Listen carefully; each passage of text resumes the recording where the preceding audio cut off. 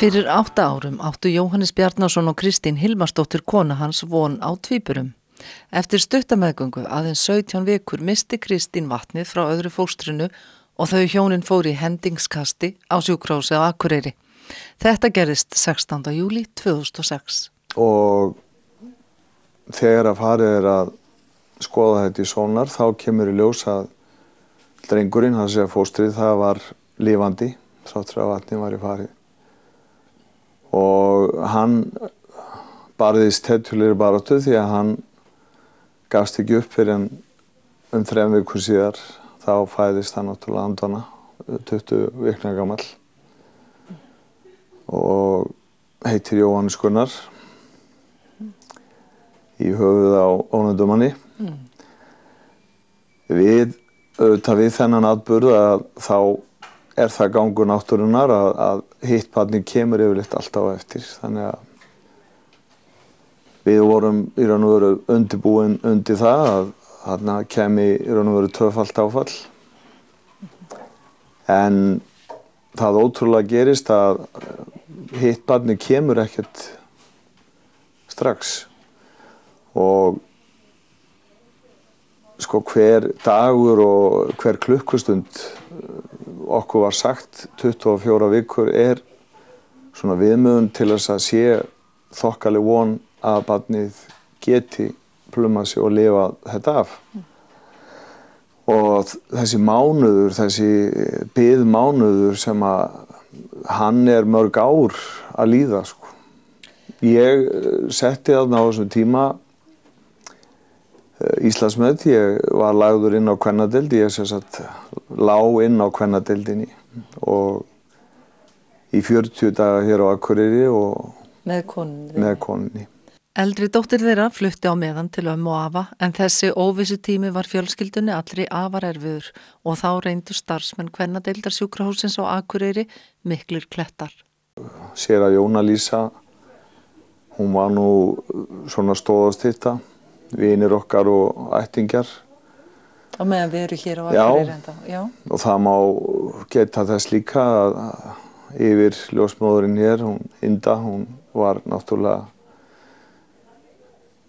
hún var bara dásamleg. Hún hélt í manni kraftinum og andanum, að sótti geysilegan styrk í hana.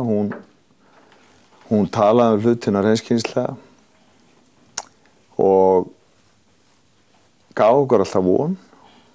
Og gafst þú borið þá von til konunnar? Já, mitt hlutverk var í raun og veru bara að reyna að peppa hana upp og hjálpa henni sérstaklega eftir að drengurinn fæðist. Hún upplifði þá skelfingu að hann sem sagt jarðsettur og hún getur ekki viðstödd. Og það var náttúrulega mjög erfið stund fyrir hana og ekkert síður okkur sem að jörðum hann. Á 23. viku byrjaði að blæða og þau voru undirbúin undir að barnið fæddist þá og þegar. En blæðingin stöðvaðist og ákveðið var að senda þau suður á kvennadeild Landspítalans þar sem þau lögðust inn bæði. Bæði læknar og annað starfsfólk að þeim fannst það mjög gott því að auðvitað náttúrulega þetta gríðarlega átök andleg sem líkamleg sem konan mín gengur í gegnum. Lífslíkur barnsins jukust með hverjum degi en oft miðað við að eftir 28. viku séu líkurnar orðnar talsvert góðar á að barnið lifi. En eftir 24 vikur og 5 daga þá gerist það bara að það verður útvikun og fylgjuloss og það ljóst að barnið að fæðast. Og við erum þá flutt upp á fæðingardeild og þetta litla kríli, það gat ekki einu sinni komið sér út í heiminn á venjulegan hátt, það var allt þessum, þannig að það þurfti bara hreinlega að ná í hana með handafli og hún sem sagt á skala sem að gefin lífsmarka skala þegar hún kemur í heiminn frá 0 upp í 10 og þá fær hún einhverjuna 1. Já.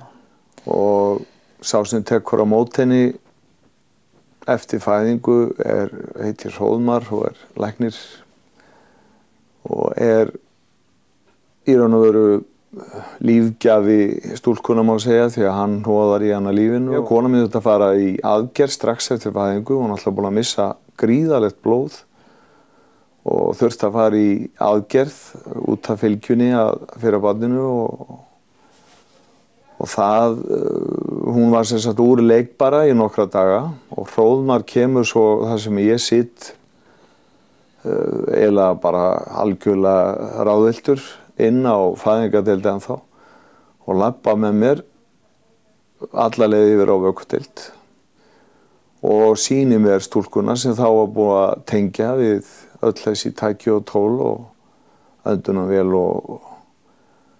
og sem sagt það leggir með hinum og þessum efnum sem það þarf og ég skal nú alveg viðurkenna það að fyrsta upplifun var svo að það svona helltist yfir mann nú verður maður foreldri barn sem verður mikið skert hreyfihamlað eða greindarskert eða hvernig sem það ef yfir höfuð bara tekst að komin yfir þennan hjalla því að móðurlífið töluvert mun betri staður að vera á heldur en hittakassi.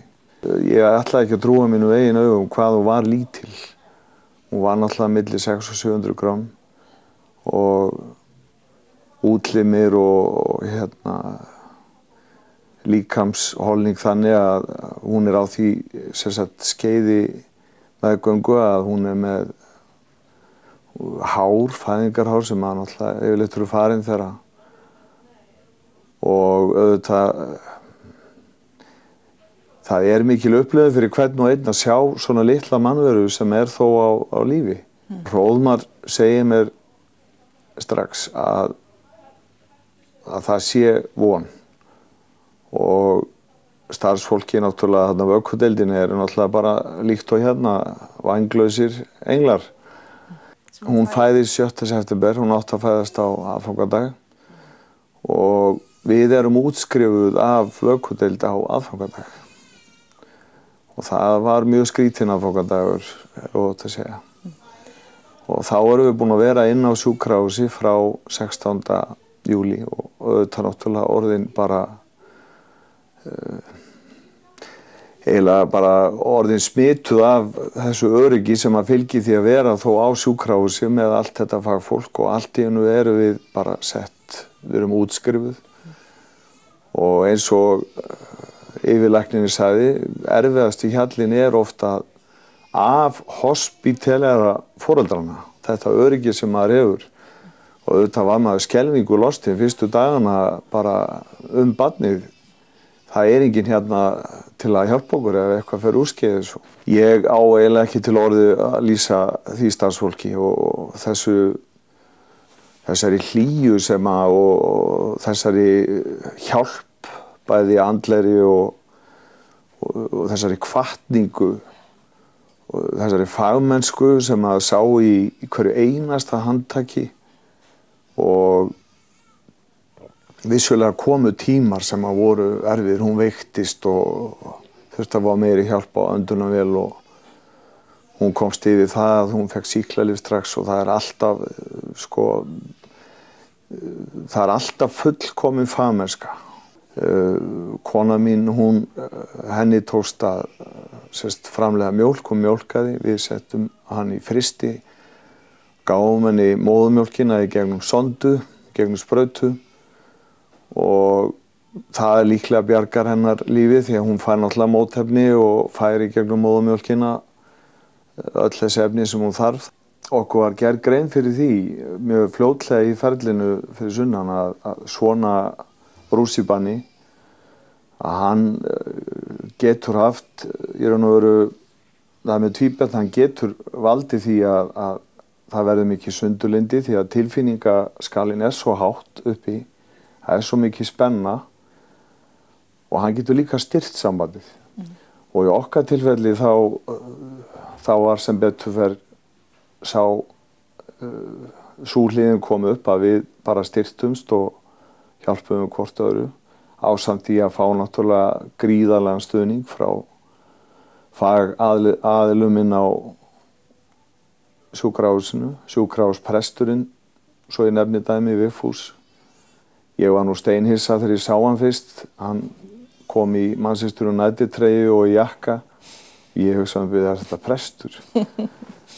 En hann var þvílíkur sálgæslu snillingur að hann í raun og veru tappaði af, leiðum hann að tappa af, fer yfir, hann var mjög vel inn í heilsulegri stöðu barnsins og sá kraftur og hérna, ég bara endur hæfingi raun og veru á raunveruleikanum frá honum var gjörsamlega ómetanlegur. Og við höfum síðan haldið mjög góðu sambandi við vökudeildina og komið oft með okkar stúlku sem að breyttist úr 600-700 grömmum yfir í tápmikla og fjöruga stúlku sem í öðrum bekk í Lundarskóla í dag og ég segi bara að það gengur kraftaverki næst hvað hún plumar sig vel því að henni gengur vel í námi og hún í íþróttum. En ef við berum saman þær aðstæður þegar ég sé hana fyrst með Hróðmari að þá gat ég aldrei ímyndað mér að 7 árum seinna þá sæti ég á foreldrafundi þar sem að umsjónarkennari segði að hún ætti mjög auðvelt með lestur, stærðfræði og hún væri kannski svona helst til 4 og hefði mikið hugmyndaflug, væri svona oft á tíðum að sjá fyrir sér inn að ýmsu leikmyndir þegar hún ætti að vera að rekna en það gerir ekki til, hún bara vinnur það upp. En þetta voru, ef einhver hefur sagt mér þarna á þessu tímapunkti þegar ég sé hana fyrst svona pínu litla að þetta myndi verða eins og það í dag, þá hefði ég aldrei trúað á hana. Þegar hollvinasamtök sjúkrahússins á Akureyri voru stofnuð var leitað til Jóhannesar að taka þessi formennskuna og hann skoraðist ekki undan því. Að við erum í raun og veru bara að styðja við bakið, bæði varðandi tæki og bakka upp þetta frábæra starfsfólk sem hér starfar. Því að þú heyrir nú alla nokkurn mann sem hér hefur þurft að hafa viðkomu, tala sjúkrahús í öðru sinna með mikilli virðingu og ánægju. En að lokum, Jóhannes, mér langar að spyrja þig, þú sást ekki stelpunum þína fyrir þér svona flotta eins og hún í raun þegar þú sást hana fyrst. En sá Jóhannes sem var þá að horfa á hana, það sá hinn sami og sittur á móti mér í dag? Þetta, ég skal alveg viðurkenna það, þetta ferli allt sem breytti manni mikið sem persónuleika.